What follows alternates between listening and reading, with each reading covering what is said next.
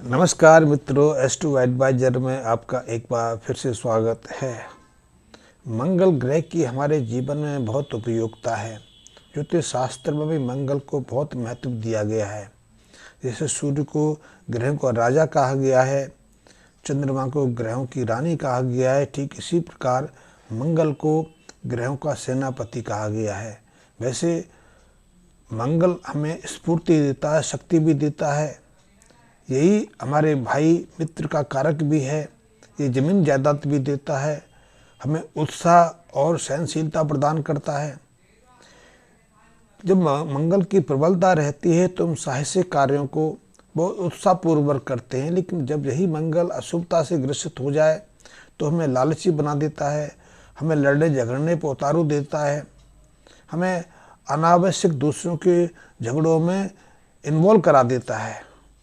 और इस तरह लाल किताब कहती है कि मंगल ही हमारी जो वैचारिक प्रवृत्ति है उसको निर्धारित करता है। यही हमारे व्यवहार को, बर्ताव को प्रभावित भी करता है और हमें या तो लालची बना देता है या फिर हमें सहनशीलता की पराकाष्ठा पर पहुंचाकर दूसरों के लिए मित्रवत संबंध निभाने के लिए प्रेरित करता है। लाल किताब में मंगल के दो रूप बताए गए हैं। एक अच्छा मंगल जिसे नेक मंगल कहते हैं, एक मंगल खराब जिसे हम मंगल बद कहते हैं। जैसे हमारे खून में, हमारे शरीर में खून है, खून तो एक ही है, लेकिन वह खून हमने दो भागों में बांटा है, एक अच्छा खून, एक खराब खून। अच्छा खून वो है जिसके अंदर ऑक्सीजन की मात्रा ज़्यादा रहती है और वो प्रत्येक कोशिका को जीवन प्रदान करने का कार्य करता है। खराब खून उसे कहते हैं जिसमें ऑक्सीजन की मात्रा तो कम रहती है लेकिन कार्बन डाइऑक्साइड की मात्रा रहती है, और यही खून हमारी प्रत्येक कोशिका से इकट्ठा होकर हृदय या फेफड़ों की तरफ वापस आता है। और इस खून का रंग भी थोड़ा सा श्यामल रंग का, थोड़ा सा काले रंग का रहता है। ठीक इसी प्रकार मंगल तो एक ही है, लेकिन मंगल के प्रभाव दो हो जाते हैं। यदि मंगल शुभ हैं, नेक हैं, तो वो हमें शुभता से भर देते हैं, हमें स्फूर्तिवान, शक्तिवान बना देते हैं, हमें दूसरों की मदद करने के लिए, भाई बंधुओं की सेवा करने के लिए प्रेरित करते हैं। लेकिन जब यही मंगल अशुभ प्रभाव से पीड़ित हो जाए, मंगल बद बन जाए, तो फिर हमें कई तरह की यातनाएं देते हैं, कई तरह के कष्ट देते हैं हमारे परिवार में, और स्वयं हमें कई तरह की परेशानियां खड़ी करके परेशान करते रहते हैं। मंगल बद के भी कई हैं।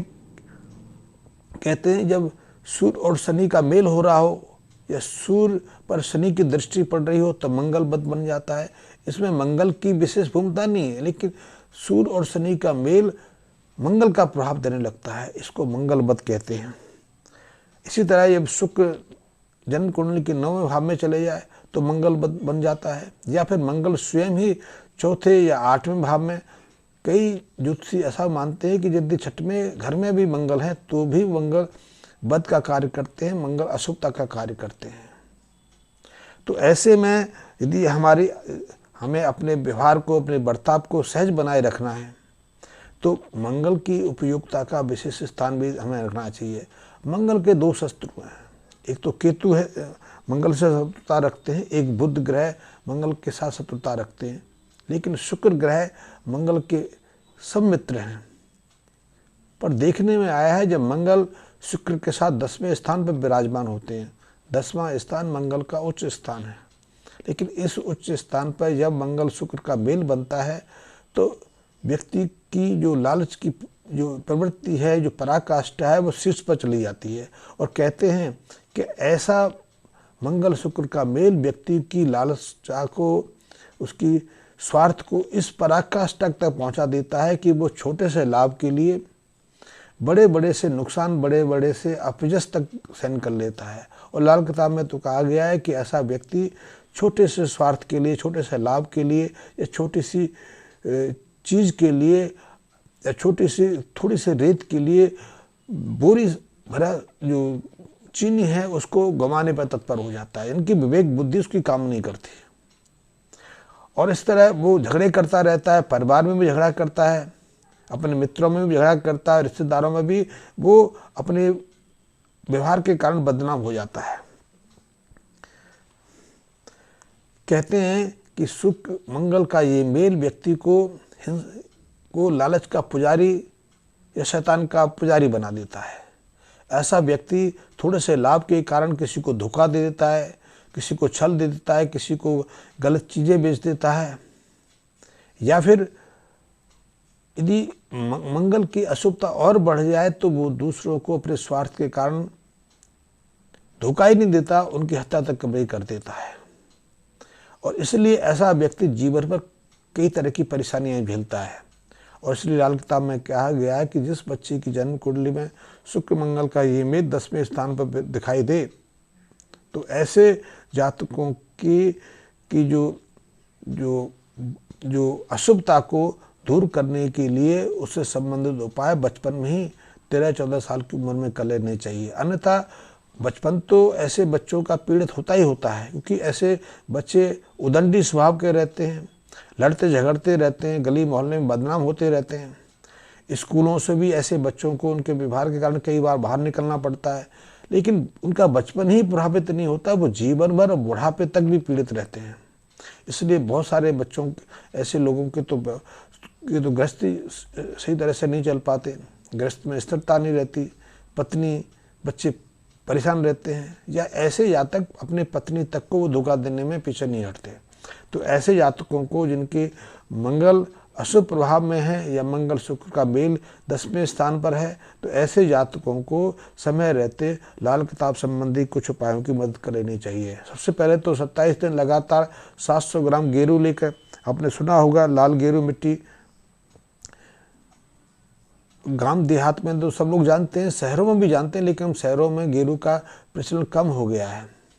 लेकिन फिर भी आपने देखा होगा जब बड़ी एकादशी आती है तो हम घरों के फर्शों को या घरों की दीवारों पर कई तरह की आकृतियां उकेरते हैं। आप गांव देहात में गए होंगे या गांव देहात में संबंध आपका रहा होगा तो आप जानते होंगे गेरू को सहजता से, गेरू एक पत्थर है जो लाल रंग का रहता है, खड़िया पत्थर है, वो सहजता से पानी से घुल जाता है। तो ऐसा गेरू पत्थर आपको 700 ग्राम लेना है और 27 दिन तक लगातार उस गेरू पत्थर को आपने जल प्रभावित करना है या फिर घास वाली ज़मीन के अंदर दबाना है। घास वाली ज़मीन के अंदर दबाएंगे, जल प्रभावित करेंगे तो आपको मंगल शुक्र की इस अशुभता से बाहर आने में मदद मिलेगी। आपके स्वभाव में कोमलता रहेगी, भावुकता आएगी और आप ऐसे उदंडी अव्यवहारिक बर्ताव से बाहर आएंगे। आपकी सोचने विचारने की प्रवृत्ति सकारात्मक होगी। आप दूसरों से अनायास लड़ना झगड़ना छोड़ देंगे। पहला उपाय तो ये करें। दूसरा उपाय कि आपने हर मंगलवार को, और ये आप उपाय 27 मंगलवार भी कर सकते हैं, या फिर आप एक बार 27 बार इस उपाय को कर लें। फिर हर वर्ष जब भी आपको जन्मदिन आए तो उस जन्मदिन से लेकर आपने 10-11 बार हर मंगलवार को जो उपाय जारी रखना है।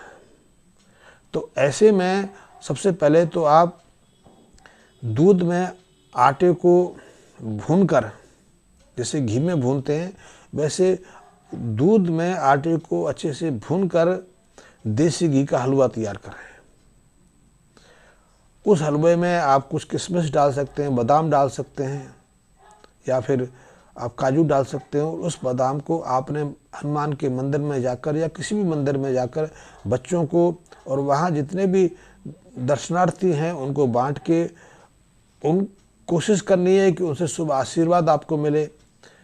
ऐसे में मंगल बद या शुक्र मंगल की इस मेल का अशुभता आपके जीवन से निकल जाती है, आपके स्वभाव व्यवहार में बदलाव आता है। आप अनावश्यक दूसरों के प्रति जो कटुता लाते हैं, आप दूसरों के प्रति जो अनाप शनाप या लालचवश जो व्यवहार दर्शाते हैं, उस व्यवहार में भी बदलाव आता है। तो मंगल की हमारे जीवन में बहुत महत्वपूर्ण भूमिका है। यदि मंगल हमारी जन्म कुंडली में शुभ भाव में है, अच्छी स्थिति में है, अच्छी शक्ति से प्रेरित है, तो वो हमें अनायास ही इतना प्रतिभाशाली, इतना उत्साही बना देते हैं कि बहुत सारे काम सहजता से बिना किसी की मदद कर लेते हैं। आपने देखा होगा बहुत लोग ऐसे हैं जो अपने जीवन में कई तरह के एडवेंचर करते हैं, कई तरह की साहस यात्राओं पर निकलते हैं, साहसिक कार्यों को अंजाम देते हैं। तो उन जातकों की, उन व्यक्तियों की जन्म कुंडली में मंगल जो है सबसे उत्तम स्थिति में रहते हैं। और यही उत्तम मंगल यदि अशुभता से पीड़ित हो जाए, मंगल बद बन जाए तो यही लोग एकाएक हिंसा क्रोध में आकर दूसरों की हत्या लेने पर उतारू हो जाते हैं।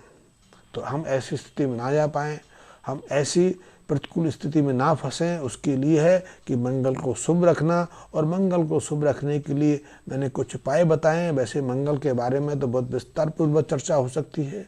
लाल किताब में मंगल के ऊपर बहुत विस्तार से प्रकाश डाला गया है। उस संबंध में हम आगे फिर कभी चर्चा करेंगे। अभी मैंने मंगल के विषय में थोड़ी सी जानकारी आपको दी। आपको मेरा वीडियो लगा हो तो इस संबंध में मेरे वीडियो में अपने कमेंट्स दें। यदि आपको कोई मुझसे जानकारी लेनी है, आपकी कोई समस्या है, उसका निराकरण चाहते हैं, मुझसे संपर्क करना चाहते हैं, तो आप अपनी समस्या मेरे व्हाट्सएप नंबर पर दे सकते हैं। व्हाट्सएप नंबर मेरा डिस्क्रिप्शन पर है। और चाहें तो आप किसी भी दिन 3:30 बजे के बाद मेरे फ़ोन पर बात कर सकते हैं। मैंने फ़ोन नंबर भी अपने डिस्क्रिप्शन पर दिया हुआ है। धन्यवाद मित्रों।